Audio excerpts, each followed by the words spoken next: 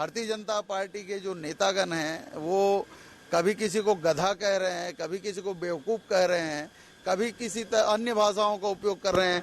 आप लोग विधानसभा में थे, विधानसभा में इनके जो प्रमुख नेतागण हैं उन लोगों की भाषा कैसे थी आप लोगों ने देखा होगा। कभी किसी को बोल रहे हैं, किसी को बेवकूफ़ बोल रहे हैं, किसी को नालायक बोल रहे हैं। हमारी पार्टी के किसी लोगों ने इस तरह की बातें कभी नहीं की है और राजनीति में शालीनता बनी रहनी चाहिए। भारतीय जनता पार्टी की जो केंद्र की जो इनका नेतृत्व है वो स्थानीय नेताओं को महत्व नहीं दे रही है, इस बात दिख रहा है। इसलिए बेचारे बौखला गए हैं, मानसिक दिवालियापन के कगार में पहुंच गए हैं, इसलिए इस तरह की अनर्गल बातें कर रहे हैं। 3 साल बाद कांग्रेस की सरकार ने सिटी बस चालू किया, उस पर भी श्रेय लेने में पीछे नहीं हटी और ये बताने लगी जैसे सिटी बस उन्होंने चालू किया है, जबकि जनता अच्छे से जानती है कि छत्तीसगढ़ में सिटी बस का शुभारंभ भारतीय जनता पार्टी के कार्यकाल में हुआ है। हम पूछते हैं कि कांग्रेस एक ऐसी योजना बता दे जिसका शुभारंभ उन्होंने किया है और जिसका उद्घाटन भी उन्होंने किया है। सारी योजनाएं तो छत्तीसगढ़ में भारतीय जनता पार्टी के कार्यकाल में हुई है, जिसका उद्घाटन करके ये श्रेय लेने की कोशिश कर रहे हैं। और जब इस पर हम सवाल पूछते हैं तो कांग्रेस तिलमिला जाते हैं। इनको तो सौम्य भाषा नहीं सौम्य पसंद है और उसके भ्रष्टाचार पर भी पूछो तो ये जवाब दे नहीं पाते हैं। नमस्कार, मैं हूं मोहन तिवारी। आज के मुद्दे में आपका स्वागत है और आज का हमारा मुद्दा है चुनाव का वो नया रण जिस पर लड़ रहे हैं दोनों दलों के राजनीतिक नेता। जी हां, सोशल मीडिया आजकल ऐसा चुनावी रण बन गया है जिस पर जंग हमें गाहे बगाहे दिखाई देती है और जब ये जंग होती है तो इसकी मर्यादा को लेकर भी बात की जाती है। ऐसे में जब 12 जातियों को जनजाति में शामिल होने का फैसला लिया गया तो इसको लेकर श्रेय की जब लड़ाई चली तो वो जंग इतनी आगे बढ़ गई कि सोशल मीडिया की आम जो बोलचाल की भाषा है उसका भी प्रयोग करने से पार्टी के ट्विटर हैंडल नहीं चूके। और इसी पर अब हम चर्चा करेंगे कि इस तरीके की भाषा की मर्यादाएं जब टूटती हैं तो क्या ये सही है, क्या दोनों ओर के जिम्मेदार लोगों का कहना है। इस तरीके के जो नए फ्रंट में भाषाओं का प्रयोग हो रहा है, राजनीतिक तंजों का प्रयोग हो रहा है, वो कितना उचित है। तो इस पर चर्चा के लिए हमारे साथ जो मेहमान है पहले उनसे मिल लेते हैं, फिर इस चर्चा को आगे बढ़ाएंगे।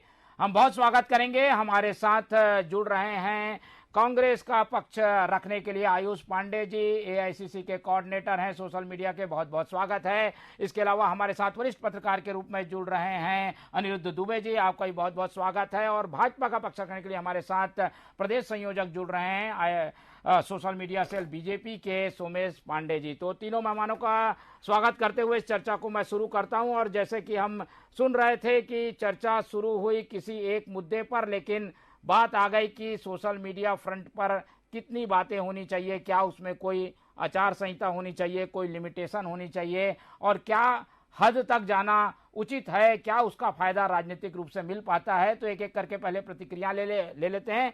पहले मैं कांग्रेस से ही प्रतिक्रिया लेता हूं और आयुष पांडे जी हमारे साथ हैं, उनसे ये चर्चा की शुरुआत करता हूं। आयुष जी, हम देखते हैं कि सोशल मीडिया पर जो वॉरियर हैं वो तो अलग अलग तरीके से लच्छेदार भाषा, अलग अलग शब्दावली का प्रयोग करते हैं, पर ट्विटर हैंडल जो होता है वो पार्टी का एक तरीके से मुखपत्र की तरह होता है, पार्टी का प्रतिनिधित्व करता है, उसमें भी ऐसी भाषाएं हो रही हैं जिस पर सवाल उठ रहे हैं। क्या यह उचित है? इस तरीके की भाषा से ही हम जनता तक पहुंच सकते हैं क्या? जी मोहन जी बिल्कुल आपने बिल्कुल ठीक कहा कि किसी भी पार्टी का जो ट्विटर हैंडल होता है या कोई भी सोशल मीडिया का हैंडल होता है वो उस पार्टी का मुखपत्र की तरह होता है। पार्टी का जो वक्तव्य होता है वो उसके जरिए जारी किया जाता है। भारतीय जनता पार्टी के पास दरअसल प्रदेश में अब मुद्दों के लिए कुछ बचा नहीं है। मनोवैज्ञानिक भी बताते हैं कि जब मुद्दे नहीं रहते हैं, जब आपके पास कोई वक्तव्य नहीं रहते हैं, जब आपके पास कोई तथ्य नहीं रहते हैं तो आपकी भाषा का पतन हो जाता है।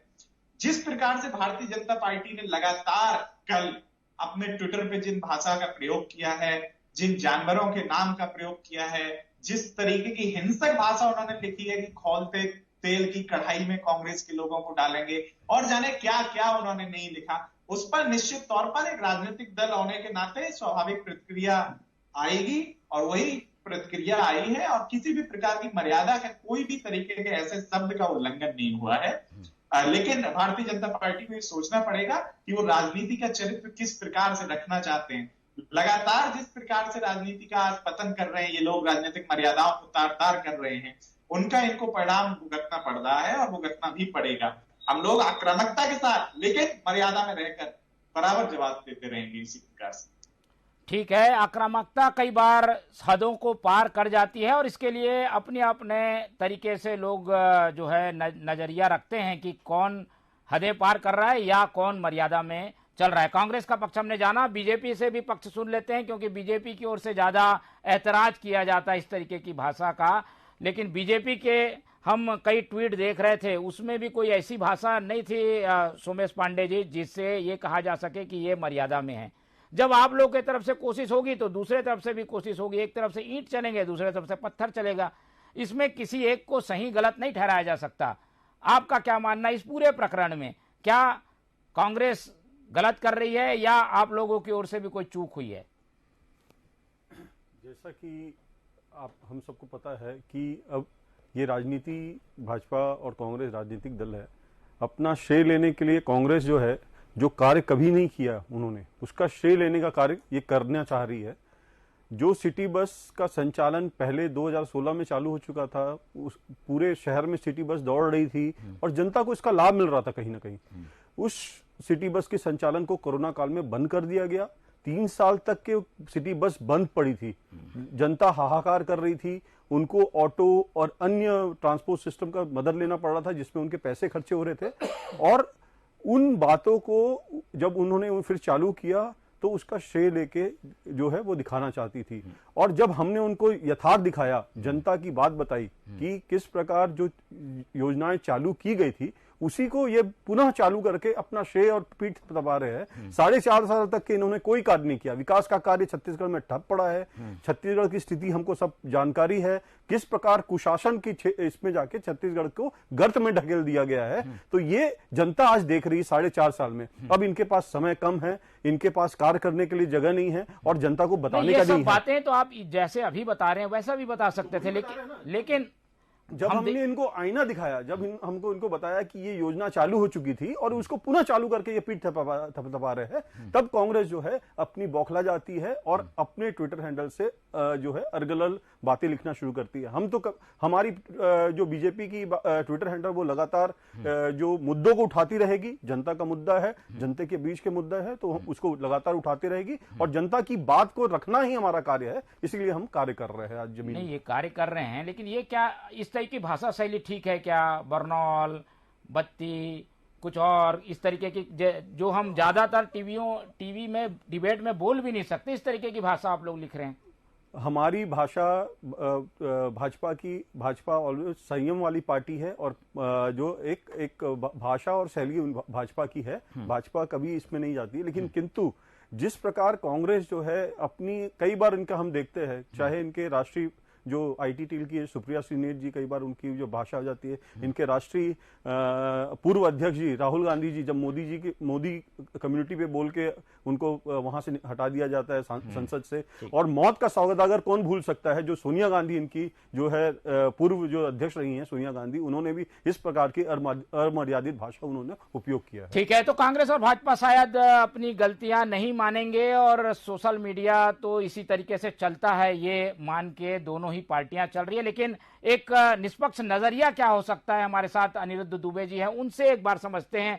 दुबे जी, आप प्रिंट में भी लंबे समय काम करते रहे हैं, जब भी इस तरीके के बयान आते थे हम तुरंत ये टिप्पणी सुनते थे कि इस तरीके की अशोभनीय टिप्पणियां, अशोभनीय शब्दावली का प्रयोग जो है राजनीति में नहीं करना चाहिए। पर जब सोशल मीडिया का दौर आया उसमें ऐसी चीजें लगातार आ रही हैं। आपका क्या मानना है, इसमें भी कोई रोक होनी चाहिए, कोई ऐसी क्राइटेरिया होना चाहिए, बड़े नेताओं को इसमें दखल देना चाहिए? आपका क्या मानना है इस तरीके की स्थितियों को देखने के बाद? मोहन जी, आपने प्रिंट मीडिया का उल्लेख किया, वास्तव में मैं बहुत लंबे समय तक काम किया, बल्कि ये कहिए कि वो दौर था जब दो ही चीजें होती थी, प्रिंट मीडिया और दूरदर्शन, दिल्ली दूरदर्शन। तो दिल्ली दूरदर्शन में तो इस तरह की भाषा का कोई स्थान भी नहीं था, और उस समय प्रिंट मीडिया में कोई हम हल्की भाषा लिखते थे तो हमारे सीनियर हटा दिया करते थे, सुधार के जो है लिखो ये कहा करते थे। कि एक उदाहरण मैं दूंगा, सुंदरलाल पटवा जी उस समय मध्य प्रदेश के मुख्यमंत्री हुआ करते थे, तो अब छत्तीसगढ़ राज्य नहीं बना था।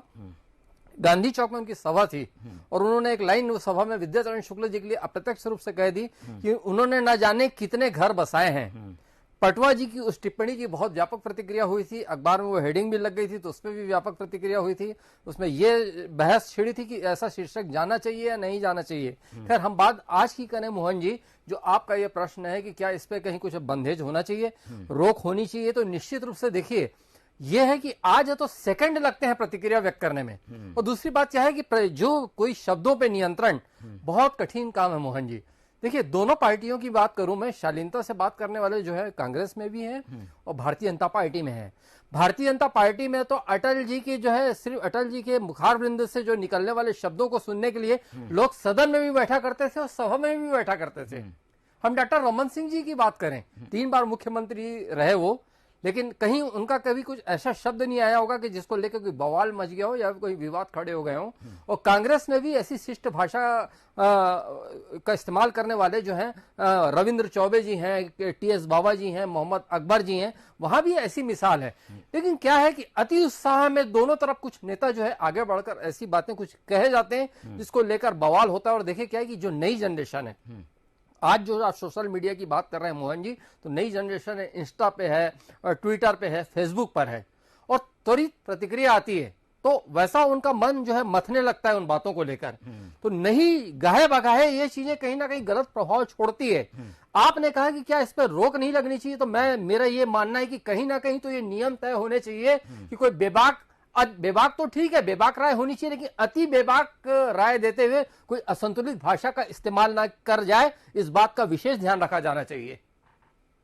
ठीक है, चलिए ये तो रही अनिरुद्ध दुबे जी की राय, लेकिन दुबे जी इस तरीके की भाषा का प्रयोग इसलिए भी होता है कि आप अपने संदेश को पहुंचाने के लिए टारगेट ऑडियंस को देखते हैं सामने, टारगेट में है युवा, जो जैसी भाषा इस्तेमाल करता है वैसा संदेश बनता है, शायद इसलिए तो ये प्रयोग नहीं होता। दुबे जी देखिए क्या है, अब क्या कहें इसको कि कुछ मतलब ऐसी शब्दावली है वो बहुत ज्यादा दिमाग में बैठ जाती है। भारतीय जनता पार्टी के मैंने अटल जी और रमन सिंह जी जैसे मैंने उदाहरण दिए, लेकिन सुब्रमण्यम स्वामी जिन्हें अति विद्वान माना जाता है, उन्होंने श्रीमती सोनिया गांधी के लिए राक्षसी शब्द का इस्तेमाल किया।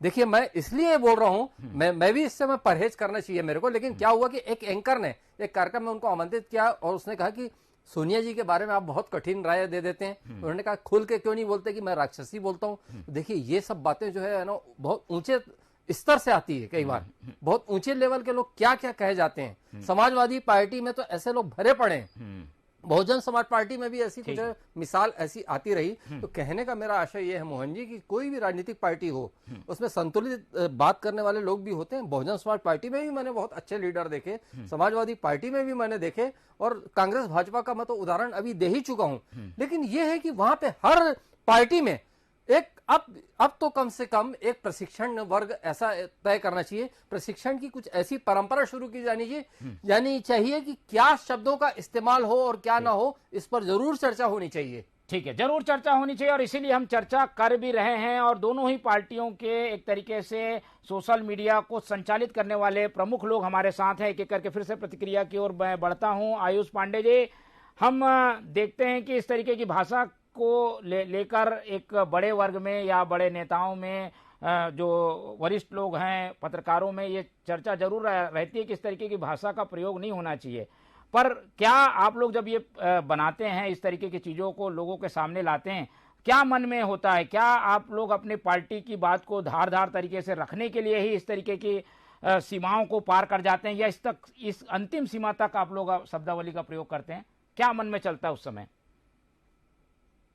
देखिए मोहन जी, किसी प्रकार की इसमें ऐसी शब्दावली का सवाल ही नहीं है। राजनीतिक मर्यादा का कांग्रेस पार्टी लगातार शुरू से पालन करती रही है, और हमारे तो नेताजी का भी कहना है, राहुल गांधी जी भी कहते हैं कि हम तो नफरत के बाजार में मोहब्बत की दुकान खोल रहे हैं। तो दरअसल ये आता कहां से है? ये आता है नेतृत्व से। इन लोगों का नेतृत्व किस तरीके की बात करता है, जो प्रधानमंत्री खड़े होकर 150 करोड़ की गर्लफ्रेंड, जर्सी गाय, इस तरीके के बयान देते हैं। डॉक्टर रमन सिंह जी ऐसे नेता जो पिछड़ों को कभी कुत्ता, बिल्ली, मूसक कहते हैं, पिछड़ी जात वर्ग से आने वाले मुख्यमंत्री को छोटा आदमी कह देते हैं। ये सब फॉलो क्या करते हैं? ये सब अपने नेताओं को फॉलो करते हैं। तो जैसा ऊपर से निर्देश दिया जाता है वही निर्देश नीचे तक चला जाता है। आपने बंगाल में देखा किस तरीके की ऊंची टिप्पणियां की, आपने वो वायरल वीडियो भी देखा होगा अजमेर के अंदर जो अमित शाह आईटी सेल की कार्यशाला में खड़े होकर कहते हैं कि मेरे पास एक मैसेज आया कि अखिलेश यादव ने मुलायम सिंह को थप्पड़ मारा, हमने कहा ऐसे संदेशों को रोकने मत। तो इस तरीके की कई एक उदाहरण है। तो मैं बस जो कहना चाहता हूं यही है कि ये लोग भी अपने नेतृत्व को फॉलो कर रहे हैं, ये पार्टी का जो मूल विचार है उसी पर चल रहे हैं, और इनके मूल विचार में जो है बेशर्मी और बदजुबानी जो है वो शुरू से समाहित है। ये लोग उसी का प्रयोग कर रहे हैं, ये लोग बाज नहीं आएंगे इससे। इनको जनता लगातार जिस तरीके से जवाब दे रही है, छत्तीसगढ़ में जवाब दिया, सारे उपचुनाव में जवाब दिया, हिमाचल में जवाब दिया, कर्नाटक के अंदर इनकी बदजुबानी का जो इनको जवाब मिला, वही जवाब इनको अब अगले 4 महीने के बाद जब चुनाव होंगे प्रदेश में तब फिर से मिलेगा। और अब की बार ये दहाई नहीं बल्कि इकाई के अंक पर सीटों के साथ विधानसभा में बैठे हो। ठीक है आयुष जी, लेकिन हम ये जानना भी चाह रहे थे कि इस तरीके के आप लोग तंज कसते हैं या अपनी बातों को रखते हैं, इसका सोशल मीडिया में ये फायदा मिलता है क्या आप लोगों को? क्या वोटर कुछ आकर्षित होते हैं इस तरीके की बातों को सोशल मीडिया में रखने से? आपका क्या मानना है? देखिए निश्चित तौर पर हर प्लेटफॉर्म की भाषा अलग होती है। जब कोई नेता विधानसभा के अंदर भाषण करता है तो अलग प्रकार से वो प्रतिक्रिया देता है, जब वो चुनावी मंच पे होता है तो अलग प्रकार से प्रतिक्रिया देता है, जब वो मीडिया से इंटरव्यू कर रहा होता है तो अलग बोल रहा होता है, मीडिया को बाइट दे रहा होता है तो अलग शैली के साथ बात कर रहा होता है। उसी प्रकार से सोशल मीडिया पर जब बात आती है तो अलग तरीके से रखी जाती है। प्रिंट मीडिया के लिए कोई विज्ञप्ति जाएगी तो वो अलग अलग तरीके की शैली में जाएगी। शैली प्लेटफॉर्म के हिसाब से डिफर करती है और ये एक सच है, लेकिन उस शैली में भाषा की मर्यादा बनी रहे ऐसा हम सब चाहते हैं। समाज के लिए भी अच्छा है, देश के लिए भी अच्छा है, प्रदेश के लिए भी अच्छा है। ठीक है। और सोशल मीडिया में लगातार अब यूजर बढ़ रहे हैं और छत्तीसगढ़ जैसे प्रदेश में 50% का आंकड़ा पार हो चुका है, तो इससे आप समझ सकते हैं कि किस तरीके का एक बड़ा चुनावी रण हमें इसमें देखने को मिलेगा। और इसीलिए कांग्रेस भी उसमें ज्यादा कोशिश कर रही है। बीजेपी की ओर से तो आईटी सेल काम कर ही रहा है। हमारे साथ सोमेश जी हैं। सोमेश जी, आपने सुना कांग्रेस को, वो तर्क दे रहे हैं, उसमें भी दम है कि भाई वो उन चीजों को एक मर्यादा में रखते हैं और जैसा लीडर का निर्देश होता है वैसा काम करते हैं। राहुल जी की जो शैली है या कांग्रेस की जो एक मर्यादापूर्ण शैली है, उस तरीके से वो जवाब दे रहे हैं। ऐसे तर्कों से वो इस बात को बचा रहे हैं कि उनकी ओर से कोई गलती नहीं हो रही है, उंगलियां आप लोगों की ओर उठी हुई है।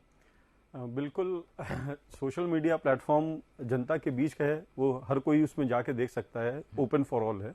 आप जब जिस प्रकार श्रेय लेने की होड़ में हमने जब बताया कि उस पे जो है हमने बताया कि ये संचालित सेवा थी और उसको पुनः चालू किया गया, तो उस पे जो बौखला के जो है कांग्रेस का रिएक्शन आया, ये वहां दिखता है और उनके रिएक्शन का ही हमने जवाब दिया है।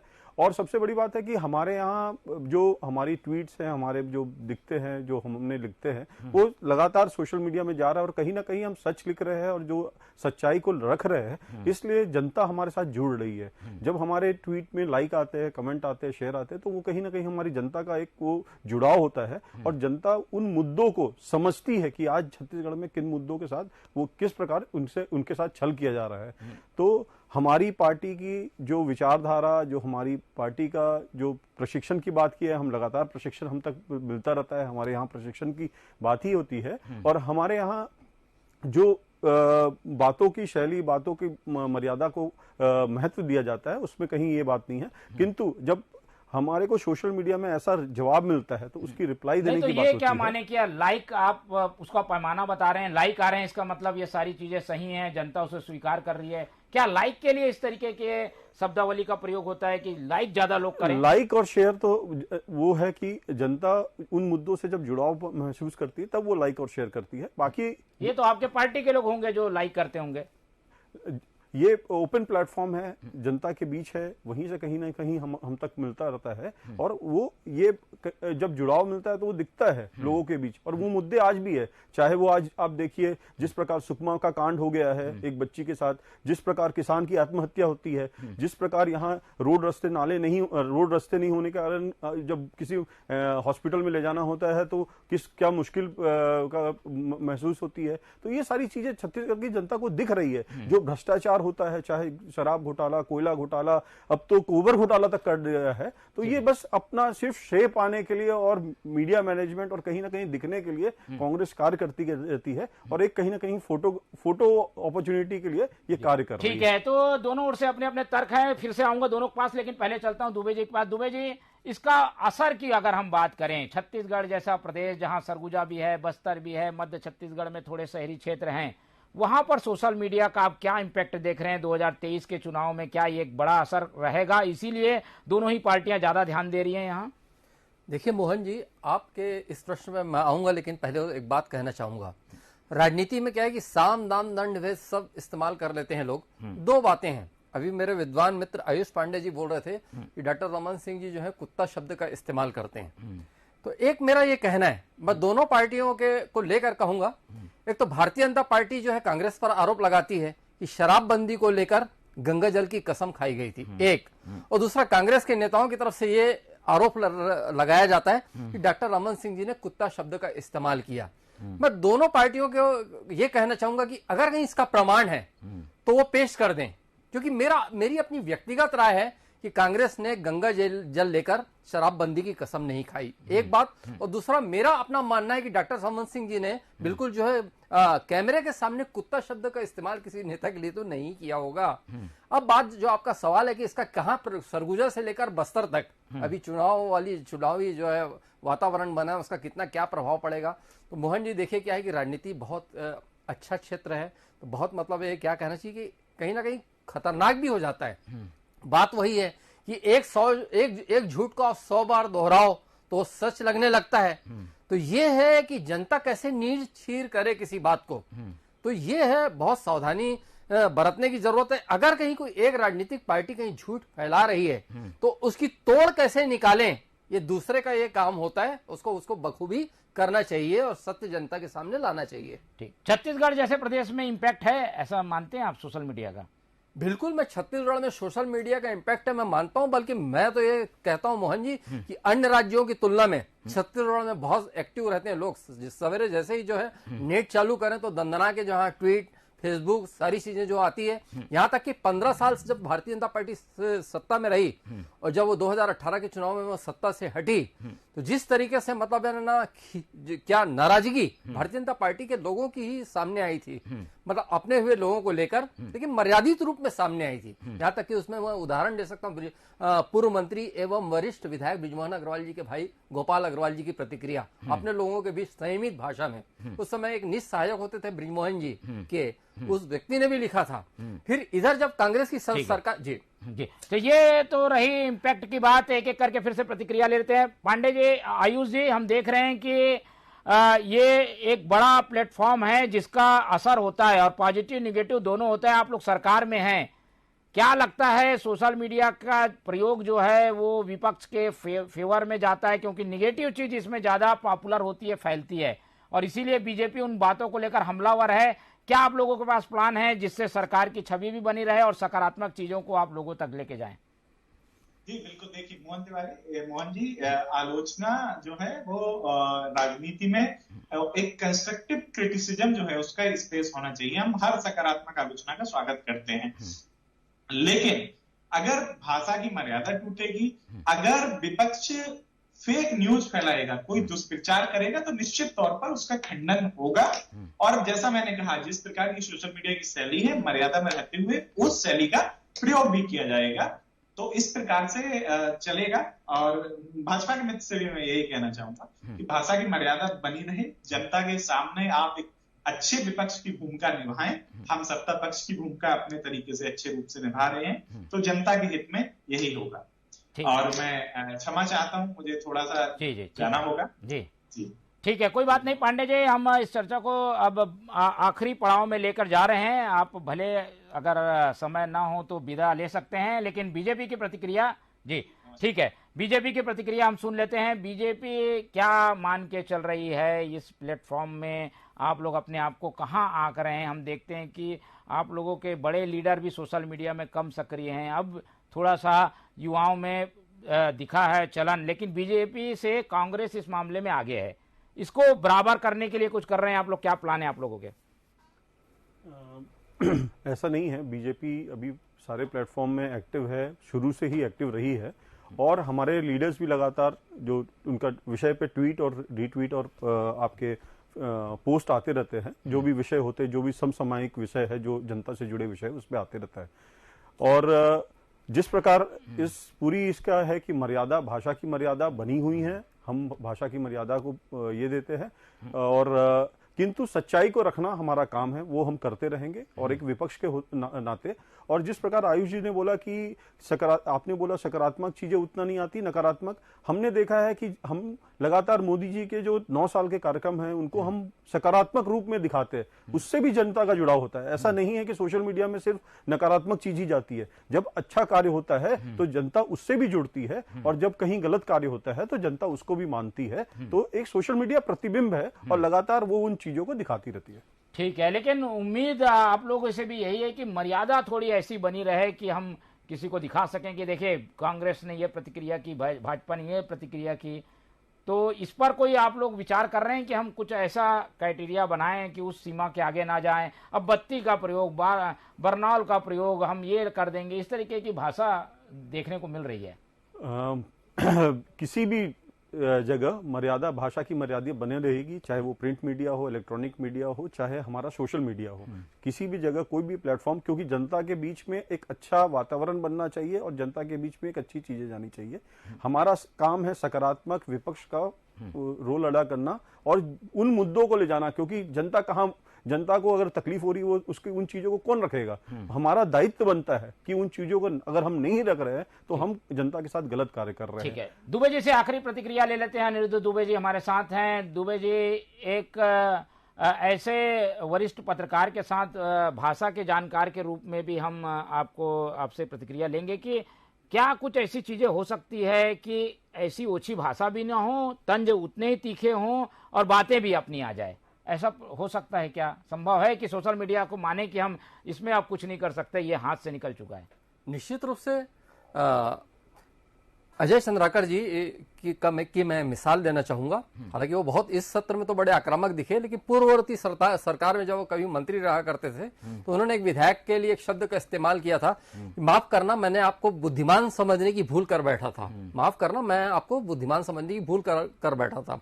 ये शब्द देखिए, न कहीं इसमें कहीं खराब शब्द है, न इसमें कहीं गाली है, ना कहीं कुछ उसमें खतरनाक तरीके से तंज है, लेकिन कितनी बखूबी जो है बात कही जा सकती है। इस तरीके का आप जो है, आप अगर डिक्शनरी में खोजें या कहीं आप गूगल में खोजें तो आपको ऐसी बहुत सारे शब्द मिलेंगे, बहुत सारी जो है लाइनें मिल जाएगी, और संयमित तरीके से रहते हुए अपनी बात को राजनीति में बखूबी रखा जा सकता है। मोहन जी, ठीक है, तो सांप भी मर जाए और लाठी भी ना टूटे, ऐसी कोशिश सोशल मीडिया में होनी चाहिए। पर हम देख रहे हैं कोशिशें नहीं होती, और सोशल मीडिया वो बेलगाम युवा बन गया है जो कि आज हमें पब में, सड़कों पर नाचते गाते दिखाई देता है, जिसकी अपनी एक अलग दुनिया है। उसी तरीके की अलग दुनियाओं में अलग तरीके की भाषा हमें सुनने को मिलती है, लेकिन राजनीति में जब इसका प्रयोग होता है तो हमें इस तरीके की चर्चा करनी पड़ती है। उम्मीद दोनों ही पार्टियों से हमें है कि इस तरीके की भाषा शैली से वो बचें और ऐसी भाषा रखें जिससे कि सबको देखने, समझने